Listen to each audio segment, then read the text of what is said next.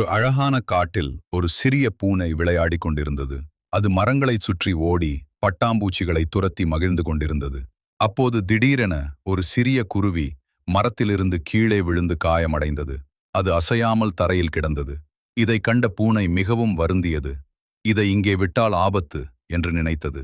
உடனே அந்த குருவியை மெதுவாக தூக்கிக் கொண்டு தன் வீட்டிற்குச் சென்று தன் தாயிடம் கொடுத்தது. பூனையின் தாய் நல்ல மனம் கொண்டவள். அவள் குருவிக்கு சிகிச்சை செய்து சில நாட்கள் உணவும் தண்ணீரும் கொடுத்து பராமரித்தாள். விரைவில் குருவி நலம் பெற்று மீண்டும் பறக்கத் தொடங்கியது. மகிழ்ச்சியுடன் அது வானில் பறந்து சென்றது. சில மாதங்கள் கழித்து காட்டில் பெரும் மழை பெய்தது. ஆறுகள் நிரம்பி வழிந்து பெரிய வெள்ளம் ஏற்பட்டது. அந்த வெள்ளத்தில் பூனையும் அதன் தாயும் சிக்கிக்கொண்டு நீரில் அடித்துச் செல்லப்பட்டனர். அவர்கள் மிகவும் பயந்தனர்.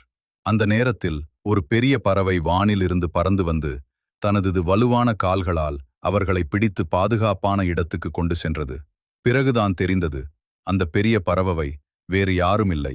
சில நாட்களுக்கு முன் அவர்கள் காப்பாற்றிய அந்த சிறிய குருவியின் தாய்தான். பூனையும் அதன் தாயும் நன்றியுடன் அந்த பறவையை பார்த்தனர்.